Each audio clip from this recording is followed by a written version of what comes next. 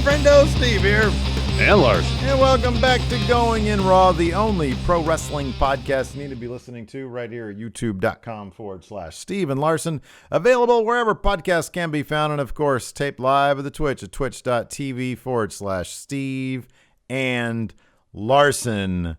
Happy Monday, Larson. How are you happy feeling? Monday to you. How are you I'm feeling back to normal. Today? Yeah? Back to normal, yeah. About, towards the end of the evening on Saturday, I started feeling more like myself. So normal level of Larson tired as opposed to an exaggerated level of Larson tired. So Right.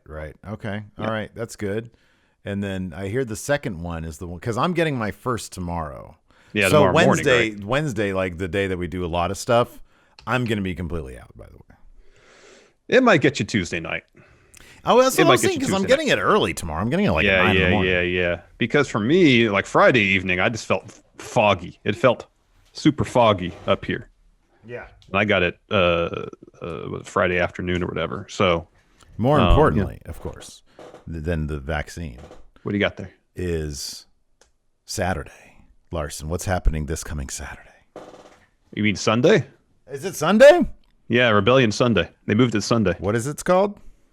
Rebellion, our upcoming Impact pay-per-view. Wrestling Impact TV pay-per-view is coming up. And Yes. we're going to do a live watch-along where Impact, the title, is up on the line for our predictions. Yeah. It's very exciting. It is very exciting. Me and Larson and the I think, and the trios. Trios on the line too. Trios title on the line too. I can get both my belts back. Two of my belts back. Or the Enforcer could get one and you can get none and I can keep this one. Yeah. So there's the Rich Swann versus Kenneth Omega, where Kenneth Omega is going to become the new Impact champion. Yeah, I don't know any other way around that other than they have like a non-finish because both belts are on the line. Well, even there, like at the press conference, they addressed that. Tony Khan said there. I mean, look, yeah, if somebody gets a DQ, then there's no. I mean, there is an actual winner of the match. But the way Tony Khan framed it is, He explicitly said they don't do weird finishes in AEW. Matches have an ending in AEW. Right, exactly. So, there goes my camera again. I don't know what's going on with that. Yeah, that's weird. So, that's going to be a lot of fun this Sunday. What is it, like 5 p.m. Pacific, 8 I would p.m. imagine Eastern? 5, yeah. Something around there. I think. So that should be a lot of fun. Otherwise, a relatively quiet weekend. Nice. I will be doing my punishment for losing WrestleMania predictions next week. It'll be Pirate Week for Larson. Larson. I got the puffy shirt. It's hanging in my closet right now. Yeah. I got the hat, eye patch, even a little sword. Have you been practicing your pirate voice? Well, that wasn't part of the deal. The deal was I had to dress like a pirate, not talk like one. So I will dress like a pirate. Well, I don't want you to talk like, but a couple of yars or doubloons, or if we're talking about like a contract renewal, you can say, why doesn't he negotiate for more doubloons? And I'll be like, I'm not going to do that. I don't. No, you're not going to really? Mm-mm. If people in our Twitch chat want to see Larson talk like a pirate for an episode of your news brief, give us a yay. Give us a cow cop emote. Speaking of cow cops, Larson, wild fun this past Saturday. The Enforcer, myself, Unsolved Mysteries with the two hosts of Church of Joshi, Kayla and Alex, Queen of the Ring. It was awesome. It was so great. They are absolutely wonderful people. We came up with Cow Cop. Very excited about that and all the potential revenue streams therein. Hopefully they'll come back at some point. What I'm thinking is, I mentioned this off stream as well. What I'm thinking is, whenever we get a new Unsolved Mysteries, like, an episode's coming up that has a thumbnail, a YouTube thumbnail that's like an old timey picture, probably going to be horses in that one. We'll invite him back for that one. So they'll be, hey, we might get a horse. We didn't get a horse this time. We might have gotten a cow cop. We're not entirely sure. So you never ascertained what the whether that was what kind of what the cop was on. Just assume it was a cow. Okay. It was the police department's own cow. Maybe he was one of those old timey bicycles with the giant front wheel. Well, this is the 1960s. So, I don't think it's just the vehicle he had available to him. I don't know. That's a possibility. I don't know. Trying to think of something that would elevate someone above the crowd, as you described. Just trying to put together. One last note before we get to the news. Going In Raw View, we got a new episode of that. Oh, yeah. Taking a look at SummerSlam 1998, edited by our fantastic intern, Chris Kaufman. Give it a look if you haven't yet. What's cool is going through the comments, and a lot of people saying either this was their first or second pay-per-view like they ever watched, or is a pay-per-view that got them back into wrestling. So that's very cool. I wasn't necessarily, you never know how a pay-per-view is going to be important to the individual, and to see that this one apparently is very important to a lot of people is pretty cool. Yeah, absolutely. Everybody's pay-per-view could be, or every pay-per-view could be somebody's first. And yeah, it's funny because, at that point they were so hot, the WWF, I guess at the time, that, I'm sure, there's anecdotally in our chat, in our comments or whatever, tons of people were saying it was either their first or it got them back into it. So a lot of people were just diving into it at the time. We have a poll here on the Twitch, man, overwhelming response. 84% now say you should have to talk like a pirate at some point during Pirate Week. That wasn't part of the deal. I said dress like a pirate. That was the deal. Backing out of the pirate. I'm not backing out of anything. I'm fulfilling my obligations to the letter. Dress like a pirate. I'm going to vote A. Anyways, enough of that. There's nothing really more to discuss there. It's not going to do it. Let's talk about the news. So, of course, late last week, the WWE cut 10 talents, released them. And info was still trickling in about what led to that, details about it. Dave Meltzer, whose track record of late with backstage news hasn't been the best. For example, Seth holding that meeting backstage. Nonetheless, it's something worth talking about. Maybe it's like these days. It's like Wrestling News Now, Dave Meltzer, like whichever one it is. But anyways, Wrestling Observer himself is suggesting that at least some talent were released because they voiced their displeasure with their booking backstage. This is what Dave had to say. These transcripts are from Wrestle Talk. Quote, there were a couple of people that got cut because of, how do I say it? I heard this about two different people. About just one person was pouting that they weren't on WrestleMania. That did not help them. And another person had kind of complained about their booking. When you're a marginal talent and that's not being used, and then you complain about it, it's not like you're a top guy, and that didn't help their cause either. So that was some of it. That's a terrible take. That is. That's an awful take. Like, number one, using the phrase, one person was pouting that they weren't on WrestleMania. That's a professional who wants to be used in the capacity for which they're being paid to be used. I think that's a completely legitimate reason for somebody to be upset or, not happy, and for them to communicate that. Now, we're not backstage. Dave's not backstage. I don't know exactly how this person communicated, but like not being happy about not being used on the biggest show of the year. This is kind of a tacky way of putting this for old Dave. I'm sorry, but it is. When you're a marginal talent line.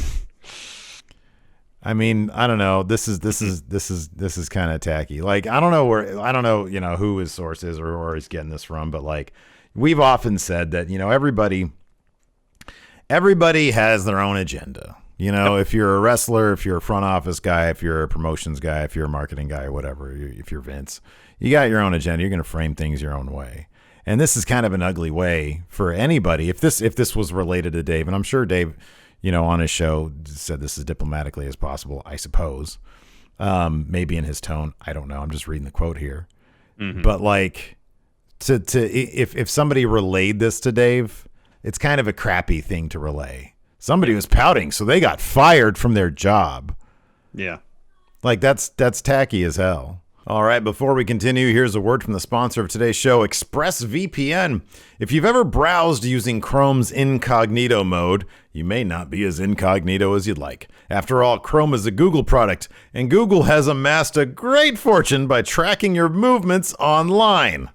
So if you really want to make yourself as invisible as possible online, check out ExpressVPN. With ExpressVPN, your connection gets rerouted through an encrypted server, which masks your IP address and keeps your identity and location hidden from the prying eyes of data harvesters. See, every time you connect to ExpressVPN, you get a random IP shared by many other ExpressVPN customers. That means third parties have a much harder time getting their hands on your data. And best of all, ExpressVPN is super easy to use. Whether you're on your phone, laptop, or smart TV, all you got to do is press one button and you get instant protection. So if you really want to go incognito and protect your privacy, secure yourself with the #1 rated VPN. Visit expressvpn.com/GIR and get 3 extra months for free. That's expressvpn.com/GIR. expressvpn.com/GIR. Yeah. I'd rather talk about this, and you have it next up. Chelsea Green's interview with Fightful. Oh, and great.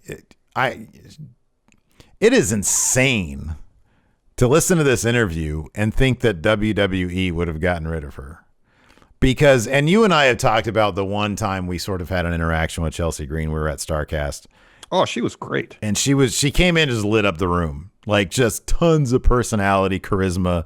Like, just came off like a superstar, but like a really just down to earth person too. Yeah, yeah. And like we had the minimal, I think we sat next to her for like a little while. At all, like our table was next to hers. Chatted with her probably all about 5-10 minutes. Yeah, but then when you watch this hour, and it's an hour long, and Sean Ross Sapp is a really good interviewer. He basically just sort of asks the question and just sits back and lets them go and go and go. It's great.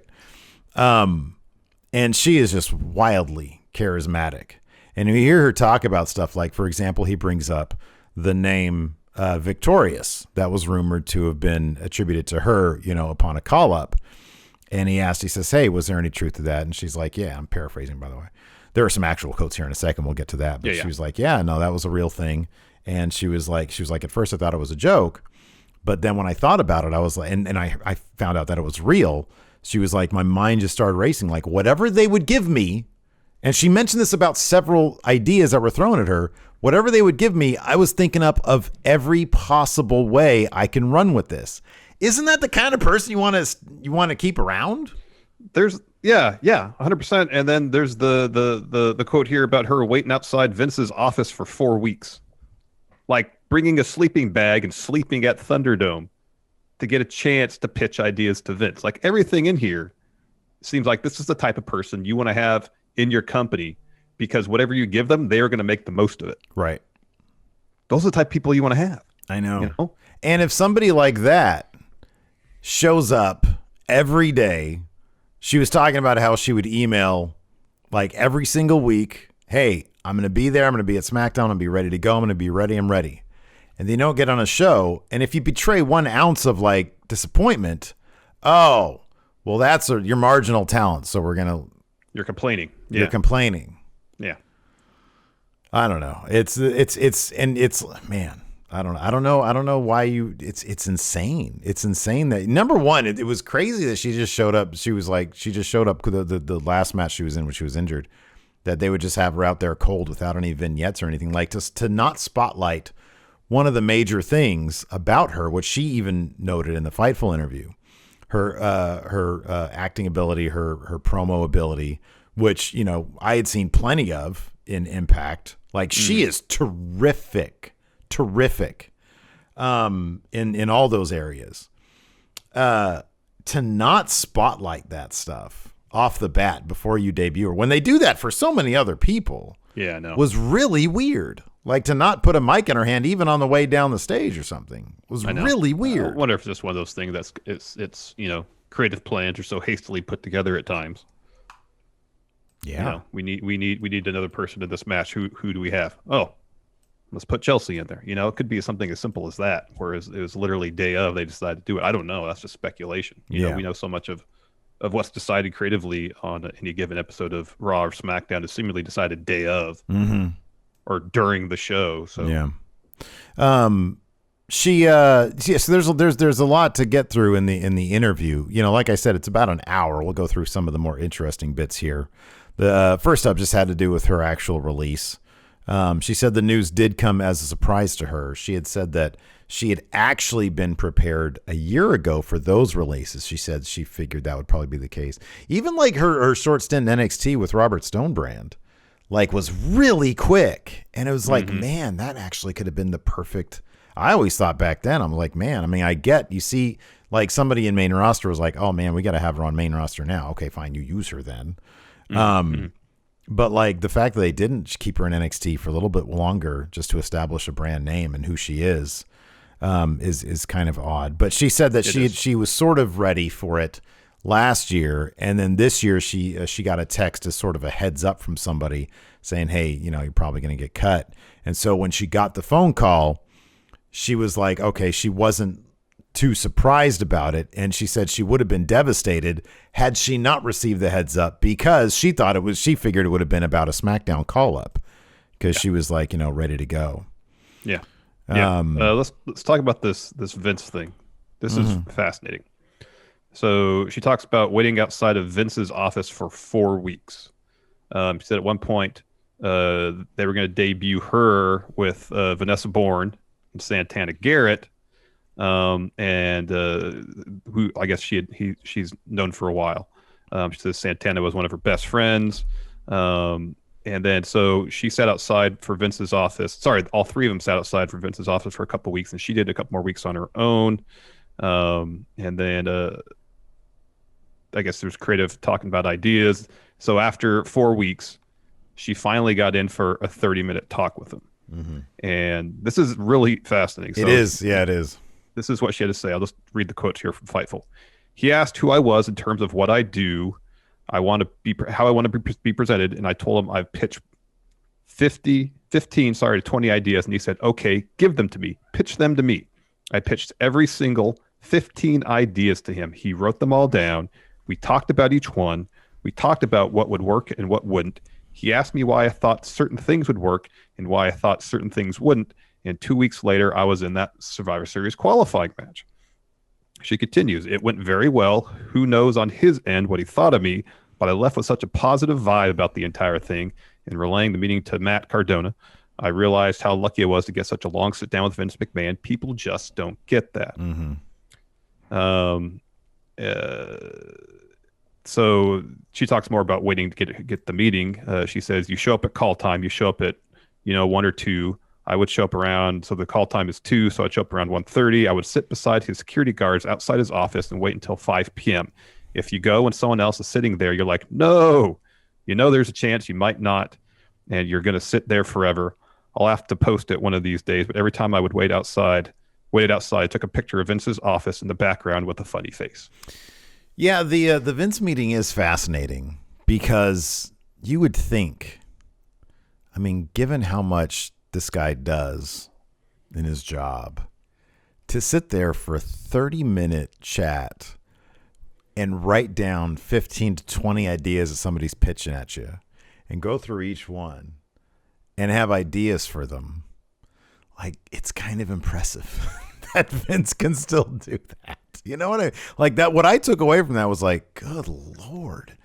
It would probably be a more efficient process if they had somebody else with some authority do that with people, like a creative showrunner or something. But the fact that Vince would do it. The downside of that would be, though, is you pitch those ideas to that person. They have to condense and translate all that information that was relayed between, in this case, like, say, Chelsea Green and whoever this person might be. And eventually that still has to be pitched to Vince. Well, no, that's why I say with authority. That's why I say, their entire process needs to be changed, is my point. Yes. There should be a showrunner who doesn't have to answer that stuff, the entire creative of every character.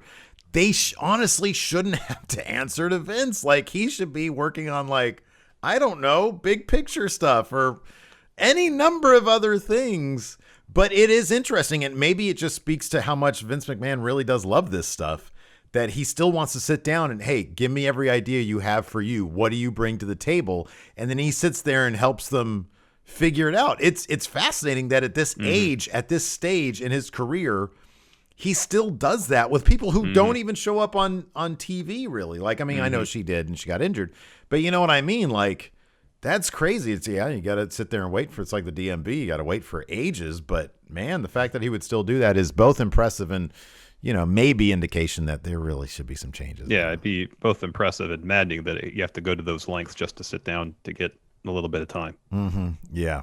All right. Before we continue, here's a word from the sponsor of today's show, Manly Bands. Larson, we're both happily married men, but shopping for my ideal wedding band was basically a nightmare, going to jewelry store after jewelry store. Well, Steve, now husbands-to-be can avoid that hellish experience thanks to Manly Bands. See, Manly Bands lets you get the look you want in just about any material imaginable, even material from space. What? We're talking meteorites here, people. I went with the black zirconium band to replace my old wedding band, which I lost, and it's great. And the ordering process was super easy. First, get yourself a manly ring sizer from Manly Bands to make sure that your ring will fit perfectly.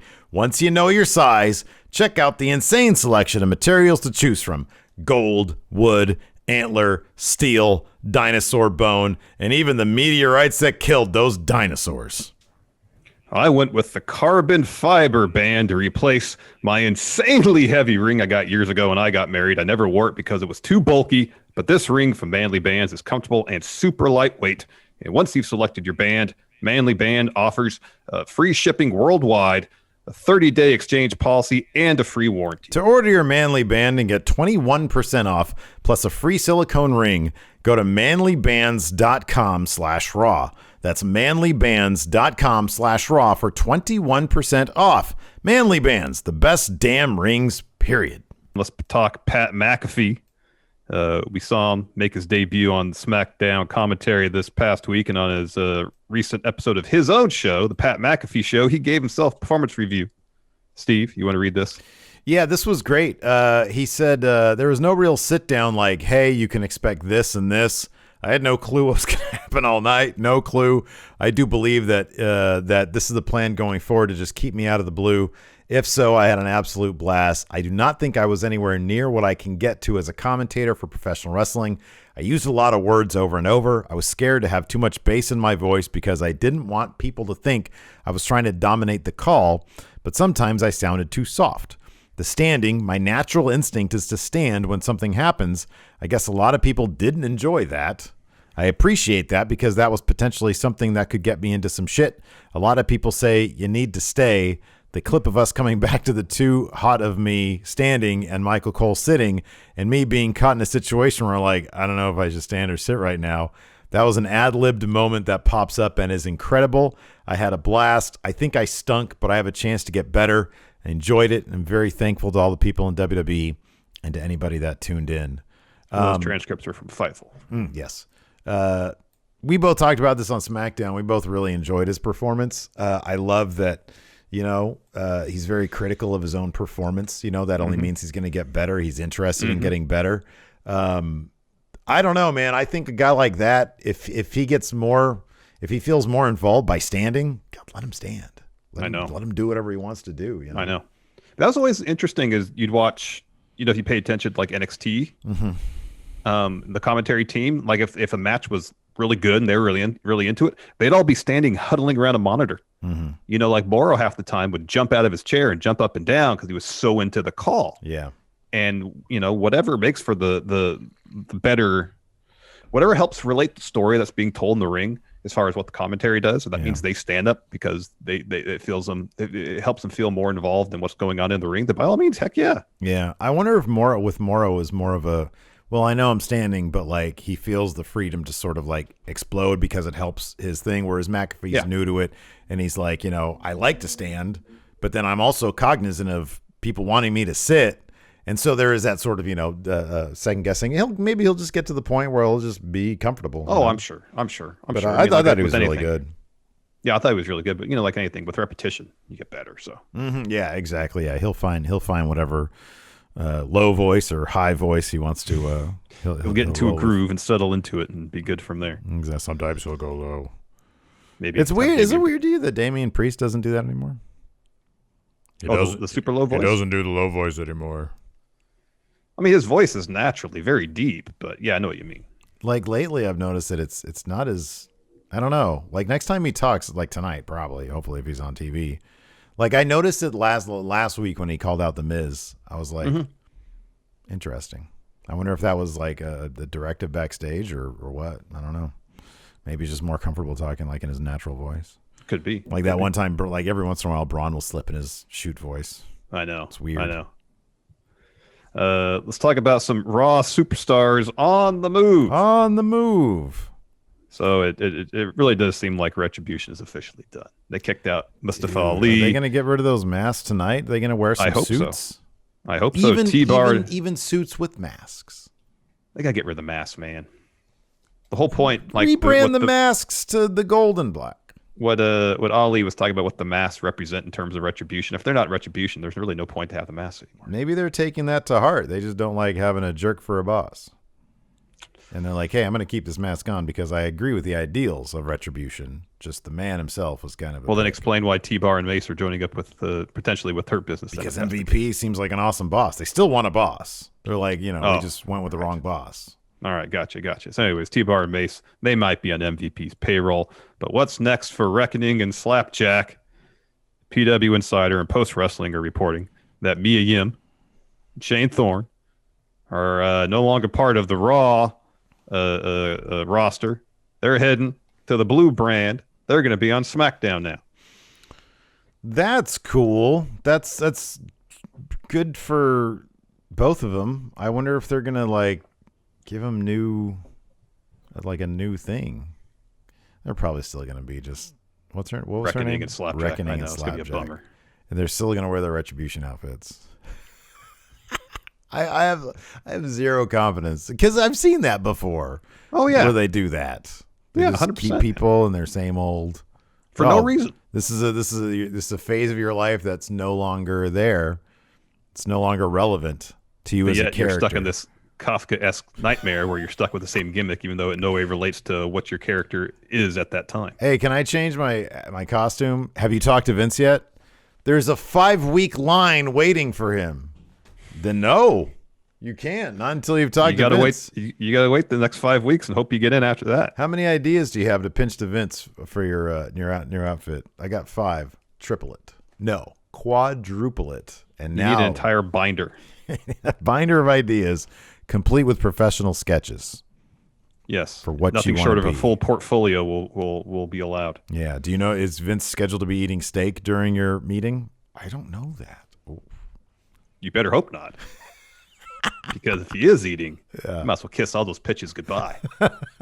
You just wasted 5 weeks. Just take your lousy pitches in there. I don't have any lousy pitches. Oh, I'm sure. They're all gold. Well, better hope it's a good cow then. Better hope it's a good cow. Not a cop cow, but a good cow. Let's talk Raw tonight because it's on. We got Ashley a Raw preview, which is somewhat shocking. This preview came out Friday, by the way. Kudos. Shocking. Was this a taped episode? Was this a taped episode? Is this already in the can? Is that why they have a Raw preview? Has to be. Well, no, even a taped episode, they can still edit stuff, CG stuff. That's true. First segment here, Drew McIntyre demands answers from MVP. So hopefully tonight we'll find out whether T-Bar or Mace are on MVP's payroll. Is that going to be, think that's going to be his prime question? You got 2 new guys? Yeah, they laid him out last week. You're hiring now. Are these your guys? Did you do this? Why are they still dressed up like Retribution? Should I be talking to Ali? Who should I be talking to? What should I call you? T-Bar? Dijak? Asuka aims for payback against Charlotte Flair on Raw. What are the odds that Rhea 100%. Ripley's going to get involved in this one? 1,000%. 1,000%. 1,000%. And then Braun Strowman and Randall Keith Orton to clash for first time ever. Really? They've never fought before? I don't know. I'll go look on Pro-Fight DB and see if they got a match before. I take Raw Preview's word for it. I don't know if I would do that, man. The avatar of Rick Rude. I'll take his word for it. Whatever that dude's name is. Well, they were that was just last week. So Adrian C has something interesting here. It says Mia Yim was on stage at WrestleMania during Vince's opening statement, dressed as herself and not as Reckoning. The other Retribution members were dressed up as Retribution. That's something then. If that says anything at all, he says. That does. Hopefully that continues. Absolutely. Really quick, want to give a shout out to new patron Matthew Vinuk on the Patreon. $5 and up, you get access to 3 bonus streams, bonus content every single week.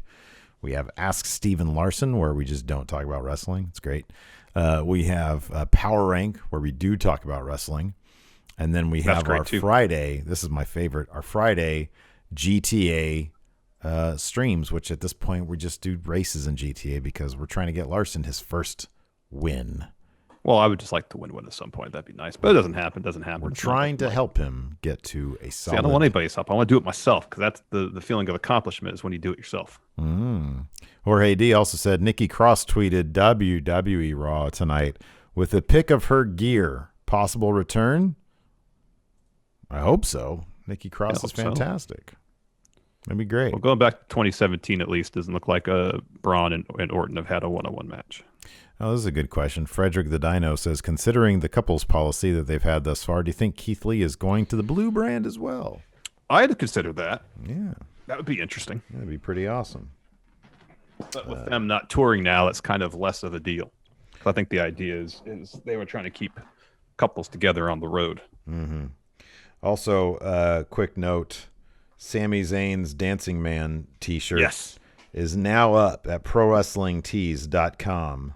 It's available for 1 week till a week from today.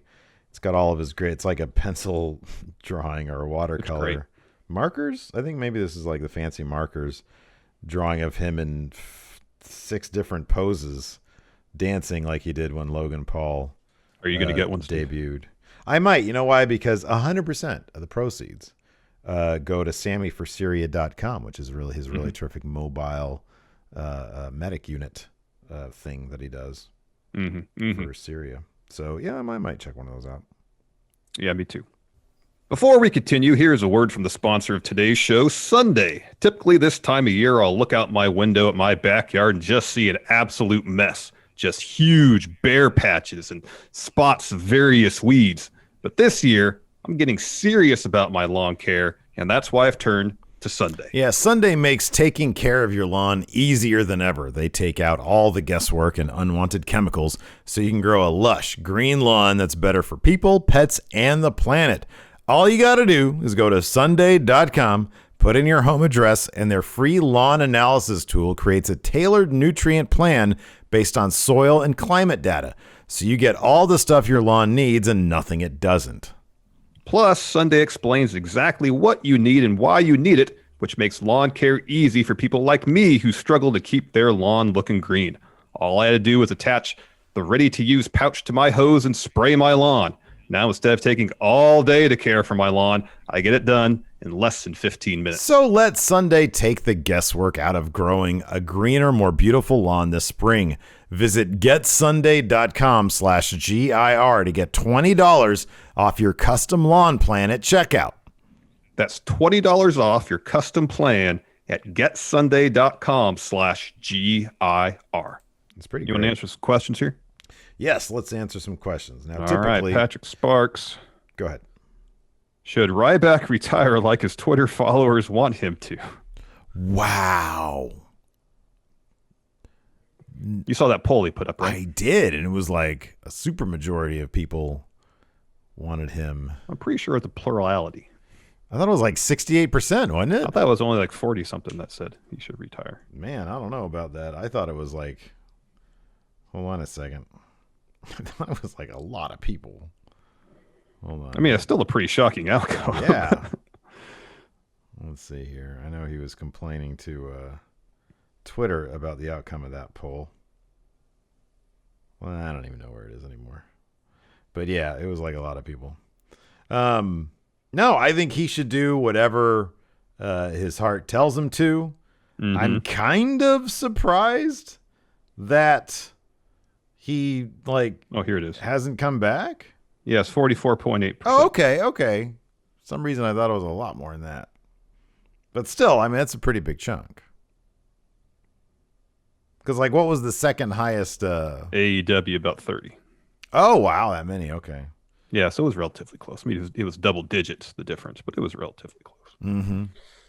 Yeah, he should do whatever, Man, he's been out of WWE for a while and hasn't landed any place yet. So, not to say that can't happen. But, yeah, he should just do whatever he feels is best for him. Yeah, absolutely. Mr. Triple Mania, Juan Guerrero Jr., at the end of it all, which company do you think will be remembered as having the bigger impact influence on the pro wrestling industry, TNA, Impact, or Ring of Honor? I think it's Ring of Honor. I think of all the talent came out of there that has gone on to be massive, huge stars in WWE. Got Punk, Daniel Bryan, Seth Rollins, Kevin Owens, Sami Zayn, and go on and on. It's weird because like Impact gets kind of like a lousy shake because they like have accomplished so much. A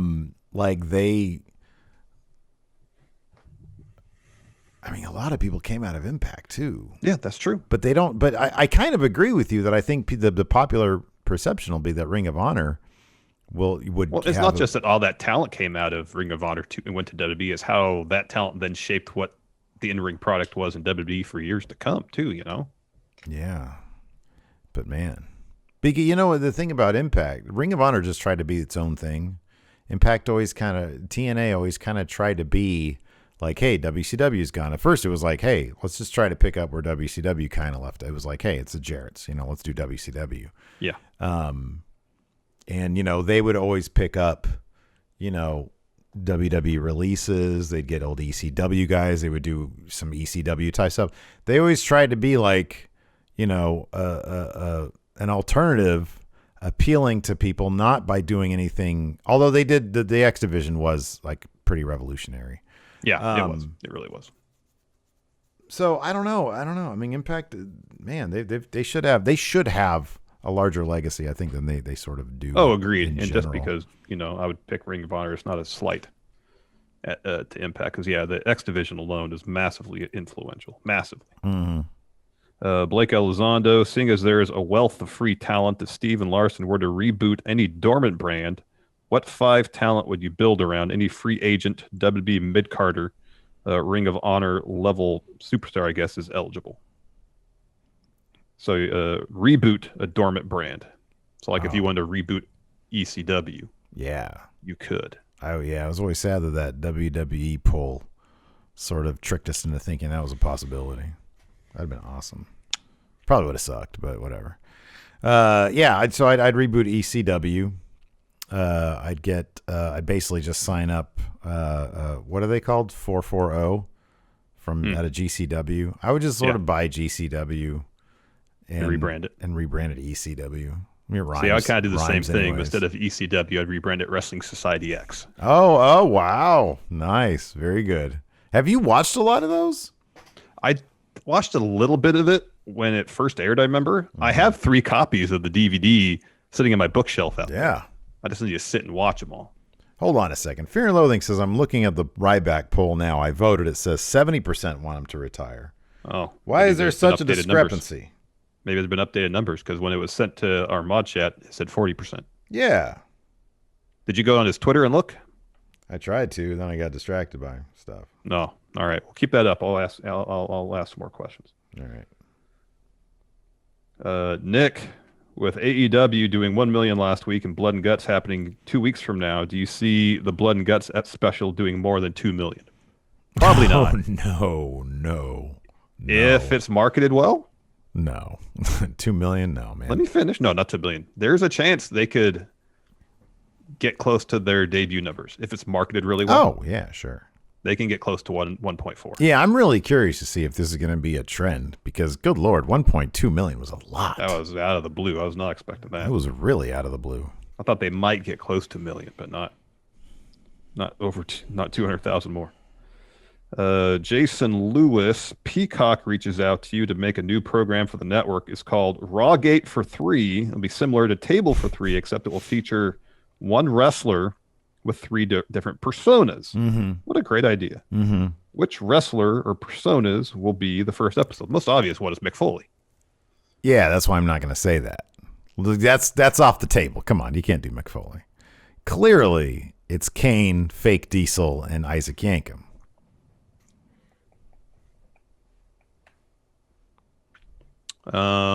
You could do Stone Cold, Ringmaster, and Studying Steve Williams or Steve Austin. All right.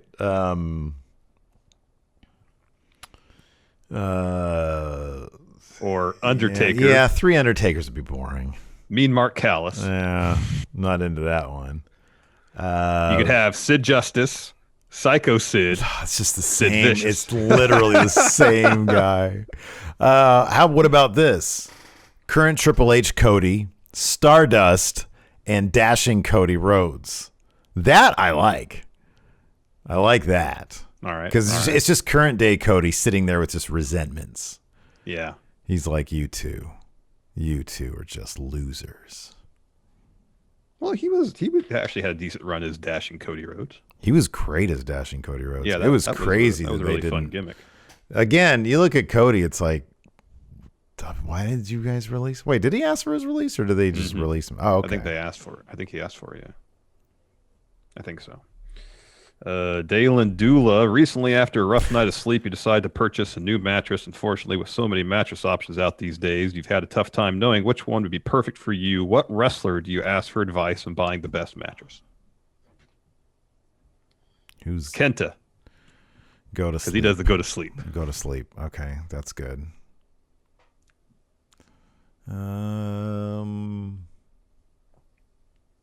I can't. I mean, obviously, you can't beat that. I'm trying to think. Like, are there any other like sleep? Wasn't there like what is it called when you just fall asleep randomly? Narcolepsy. Yes, that's what it is. Wasn't there like a narcoleptic wrestler, like a gimmick in WWE? Oh, maybe. Why would you put that on your TV show? If that was real. Or is it something I just made up? Oh, this is great. So there's some of the comments here from chat on the Rawgate table for 3. Daniel Bryan, Brian Danielson, and Flesh Mech Daniel Bryan. Good. This is good. Kaufman, that was dang MQ. Kaufman says, announcer Vince, owner Vince, and wrestler Vince. This is great. This is probably my favorite, though. Tony V says, Eli Drake, LA Knight, and Guy from Car Shield commercial.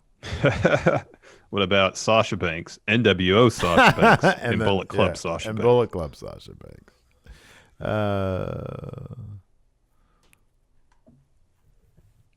Hall of Famer Christian. Should NXT have MSK lose belts to grizzled young veterans? Feels like they came in and got the rocket strapped to them. Maybe have them chase and get a huge victory down the road. Sucks they were booed. Well, let's see if the booing thing continues down the line. I think the booing thing was 3 people who were trying to be funny at Capitol Wrestling Center. Could be. Like, but what else would explain that? Like, it was just a couple people in the front row, like, boo. But, like, I didn't hear any boos. I just saw them with their thumbs you heard down. it. You could hear it a little bit throughout the match. Oh, okay. I still think it was just those 3 guys. Yeah, I don't think it was a widespread thing. Yeah. I thought the stronger story would have been for grizzled young veterans to win and then have MSK chase them. So what are they in right now? They did that thing with who did they fight? Oh, they fought Dan and Drake, but that's probably not gonna. No, that's not gonna continue. Yeah, I don't know what they're gonna do. It is stronger for them to chase stuff, but they seemingly had plans for them to win those off of Oney Lorcan and Danny Burch, anyways. So yeah, I don't know. I mean, you can kind of assume maybe that was to keep them away from AEW. Yeah, hey, in your first 3 weeks, you're gonna get the titles. Does that work for you? Gold. They're like, yeah, we're kind of thinking about AEW gold. You got all those tag teams over there. You're not gonna stand out. We've got 2 tag teams here. Help build something. Help build something? What, like WWE? Build something. What are we gonna build? Oh, you as champions. You're gonna build your bank account. Well, it's NXT, so not that much. We got this thing called NFTs. Oh gosh, you want MSK NFT? Or have you win the titles, make an NFT out of it? Listen, we'll make a GIF. I don't know how they work, but there's money involved. I'm gonna make a GIF on Final Cut Pro, and then we're gonna sell that as an NFT. It'd be great. I don't know how it works, but it's gonna be great. We're gonna rebrand from NXT to NFT. We're gonna change your name from MSK to NFT. We are NFT. Yeah, it's like an NXT anymore. It's NFT. You're going to come out. You're going to say, this is my NFT. Yeah. NJWP. Let's say AEW honors Brody Lee by having the Dark Order win a title at the end of the year. Ooh. Steve booked them winning the tag titles. Larson booked them winning the TNT or Women's Championship. Tag titles? Yeah, we sort of mentioned this on AEW because you brought up, are they going to have Hangman Page sort of dismantle the Elite. The Elite, yes. Minus Cody. And I think that'd be a terrific idea. And I think Hangman shouldn't win the tag titles. He should help the Dark Order, Silver and Reynolds, win the tag titles from the Young Bucks. You wait till fans are back. Maybe you do it at Double or Nothing's coming up. All Out in September when you have like actual fans. Probably a full crowd, yeah. Probably a full crowd. You do that, and that roof comes off easily. Easily. As far as the TNT title, it's kind of a similar thing. You have, say, Miro takes it off of Darby Allin at some point. He has it for a little bit, and then John Silver gets another TNT title shot, and Hangman, repaying the Dark Order for all the help they've given him, helps John Silver win that. That's good. That's good. Heel Long Heavy, pick a wrestler to replace Vince and Bruce as head of WWE Creative to make it the best possible product, and pick one to make it the best so bad it's good product possible. So if you had to choose one wrestler from the entire WWE roster, I'm assuming forth the best creative product Triple possible. H is not on. Triple H and Shawn Michaels are off the table. Okay. Out of the equation. Got to be an active wrestler now. I mean, that's kind of easy. It's Kevin Owens. It's a good pick. I think it's Kevin Owens.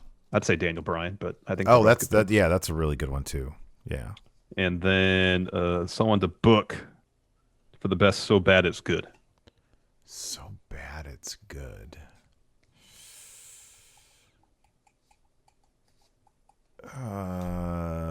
I wonder what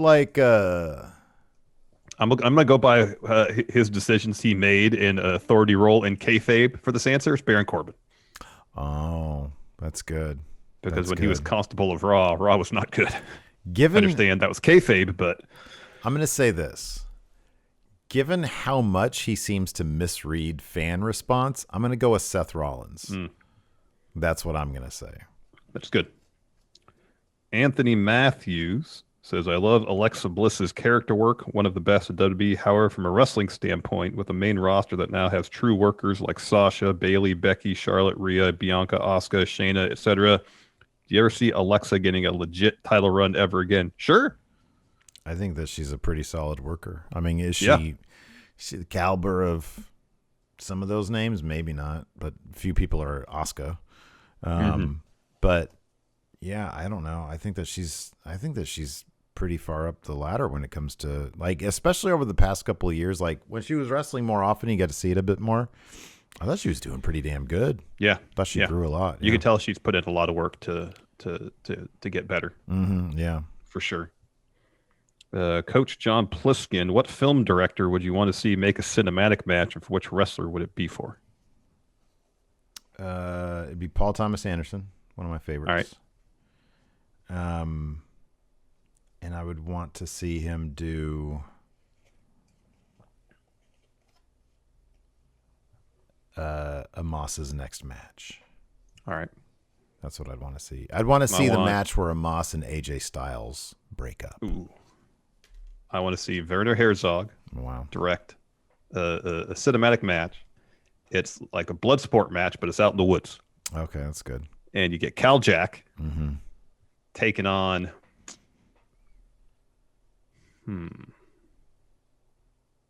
Why not this? I'll put this out there. Werner Herzog directs a match between Cal Jack, Simon Miller for the H title. Oh, that's good. But he would call it the WrestleMania. It'd be called the WrestleMania, it's like, exactly. Mr. Herzog, you can't call it that because it's trademarked and it's like majorly trademarked. No, listen, we're here to film the WrestleMania. You do know it's just called pro wrestling, right? No, it's the WrestleMania. Exactly. We should try to get Werner Herzog on for episode of Matt Chat. Dude, that would be amazing. You know, and you get like Christopher Appersod on there. Why is it? Hey, hi, Werner Herzog. This is Christopher Appersod. Why is Vince McMahon screwing up my wrestling? Wow, what a deep question, Christopher. You're so good. I wouldn't say a word. Let him talk. Yeah. Vince McMahon is a very complex character who has a hard time removing himself from the frame. Panda Police Club Now that Peyton Royce has sadly been released by WWE, who now has the best looking finisher in the company? Her twisting brainbuster thing was awesome. Yeah, it was rad.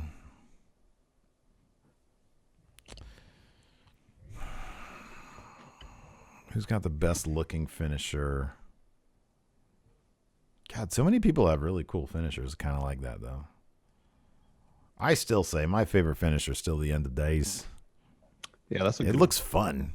And It it's does. booked really strong. It really like, is. I don't know when the last time, although I feel like I've said that before. Like, I feel like the last time anybody kicked, like, the only people who've kicked out of the End of Days are, like, super powered up people, you know? Yeah, that's a cool move. I can't disagree with that one. Oh, That's a the good Bitter End is a good looking move. Alex, he said. Yeah, the that's Bitter true. End. Oh, the That's true. Eclipse. The Eclipse is great. Oh yeah, that's number one. Yeah. I'm just trying to do something. What was your guys' favorite Raw after Mania? You know, I think Adam Blampier did a video where he power ranked all of those for Parts Fun Known, I want to say. I mean, what happened on the one? Didn't Dolph cash in on like a Raw after Mania or something? Mm-hmm. Probably That was that pretty one, awesome. maybe. Yeah, it's probably maybe that one. one. One we went to was cool, except for the whole beach ball thing. Oh, yeah, people love beach balls. Yeah, Roman Reigns saying it's my yard That bit now. was great. That was a good Revival one. making their debut, beating the New Day. I mean, it's probably that hot one where the crowd was singing the Fandango theme song. That's probably because that was like the one that really like that was in the thick of like call-ups would happen and stuff like that. Yeah, I'd say that one. Yeah. Gareth, should Tom Phillips stay in the WWE? What brand suits him most? If he did leave, where could you see him thrive? It's weird that twice that he's gotten booted from his commentary spot. It is weird. Because he's pretty good at his job. It seems like it's one of those things where like, and this is, I'm not saying this happened or anything, but like WWE, they don't, if they really think somebody brings a lot to the table, they keep them. But if they screw up somehow, some way backstage, they'll bump them down to like a weird show or do something weird like that. Otherwise, they just get rid of them. So I don't know. Maybe that's not the case. Maybe they were just like, hey, we know what team we want for SmackDown. We know what team we have for, we wanted to bring Adnan Virk in for Raw because he's more of a sports guy and that's what we want. But Tom, we're going to find you a role here. You like 205? You like the smaller guys? Sure. Better than going back to England. Yeah, I don't know. It's weird. I don't know. Jorge D says, weird. isn't he in charge of talent backstage? I don't think so. He does have some other backstage role. Oh, but does I don't he? think it's that. I thought it was more in the broadcast Oh, okay. aspect of things. Here, Yeah, let I me don't check on know. that real quick. I'm not saying that he screwed up backstage. I'm just saying, like, it's weird that But they if- keep on doing that. I know. But maybe it's a situation where, his other role within the company. Kaufman says, I think he owns the company. Oh, that's right. Tom Phillips owns WE.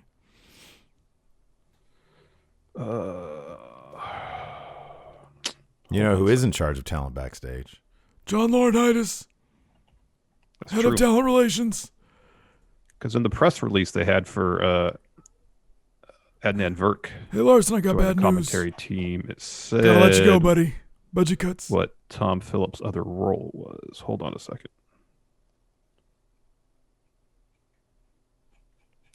You can go ahead and do another question. If you Oh, want. crap. I need to bring up the question thread. You were doing such a stellar job with questions.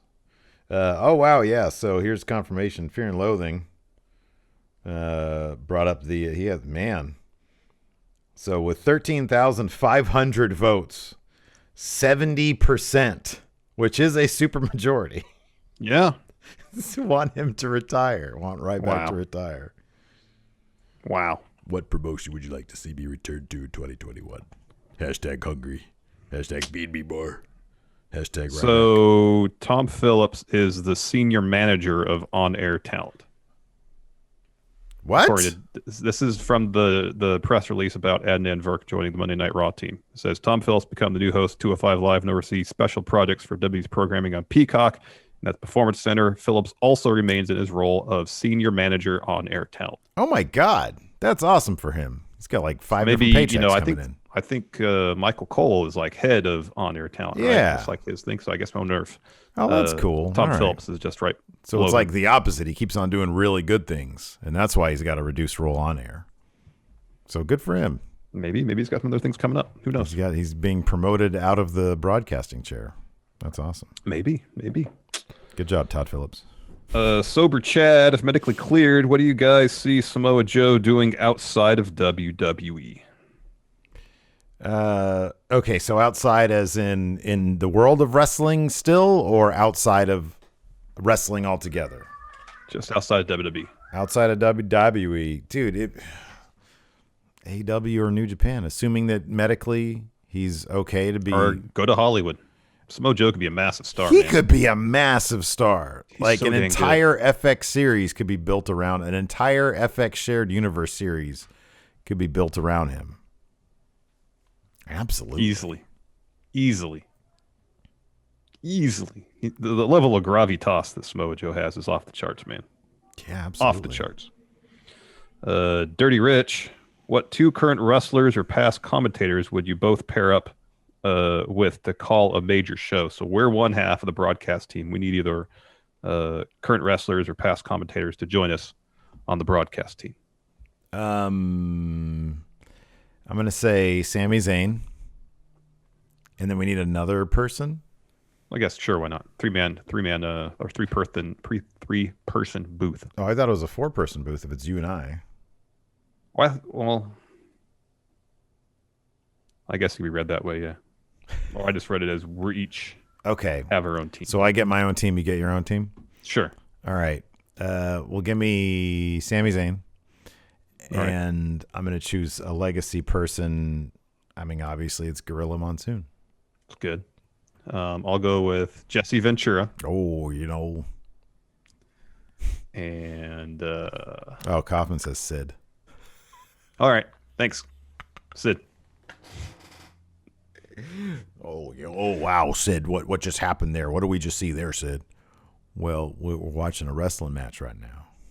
Looks like he just did a power bomb.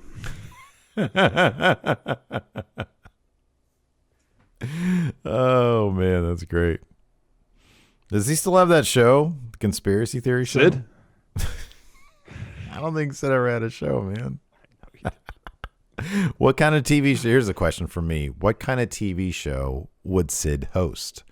In similar, so Commander Riker, for example, hosted Fact or Fiction Beyond Belief. Yeah. Robert Stack Unsolved Mysteries.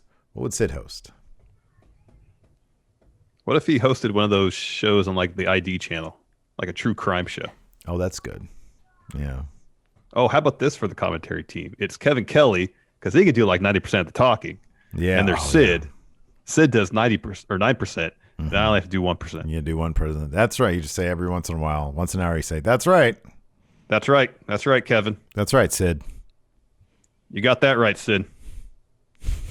Well put, Sid. Jeopardy. Why hasn't Sid's name been thrown in there for Jeopardy? That's a great question. And have they come around to LeVar Burton yet? Why is it everybody wants LeVar Burton to host? Oh, who are they having guest host this week? They were having Doc Oz, Dr. Oz, and I was like, what that the already hell? happened. There was somebody else that they were having guest host this week. Who the heck was it? I don't remember who it was. Jorge says Sid could narrate the Ken Burns softball documentary for PBS. there you go. Joe Buck. That's right. Where's LeVar Burton? People have been talking about that forever, and they don't even invite him? What is going on over there? I don't know what the deal is. God damn. Don't know what the deal is. Anyways, do you have any other questions? Yeah, I suppose. To Title Tyler. So of the recent releases out of all of them to do a match chat, who would you approach? You can only pick one. And who would it be and why would it be Billy Kay? Oh, yeah, it'd be Billy Kay or it'd be Samoa Joe. It'd be Billy or Samoa Joe. Chelsea Green would probably be third, though. Yeah. I hope AEW gets her and makes her a huge star. She was very positive, though. She was very they say the door's open. Could come back. And then she talked about how she brought up Jinder Mahal. Jinder. People leaving, coming back. Mm-hmm. That's a pretty common thing. Alex C says Joe probably watched Machinima back in the day. No harm in asking him. He did a voice for one of the Transformers things. I was so close to being able to interview him, and then I got sidelined by a conversation with somebody, and then I looked and he was gone. I was going to ask him what his favorite movies were. I was going to ask him one question about wrestling. I'm like, Joe, we don't really... It's wrestling. Who cares? Let's talk about movies. Let's talk about movies. I feel like he has a really great movie vocabulary. You like comic books, Joe? What do you like? Yeah. Sin City? We should get to have him on for Matt Chat and then transition from that questions. to a movie podcast. Yeah, with exactly. Joe. Exactly. Yeah. Smo Joe, what do you think about Werner Herzog? Do you know he likes the WrestleMania? All right, that's going to do it for us today. Twitch chat, stick around. We'll hang out for a little bit. Thanks, everybody, for tuning in. We definitely appreciate it. Till next time, we'll talk to you later. Goodbye. Help support Going In Raw today by becoming a Friendo Club TV member. You'll get access to new bonus episodes every week, including Friendo Club Arcade, Live Power Rank, Vintage 10 for the Wins, and Ask Steven Larson. Get access to Friendo Club TV today by becoming a $5 and up patron at patreon.com/Steven Larson, by throwing us a sub at twitch.tv/Steven Larson, or by clicking join at youtube.com/Steven Larson.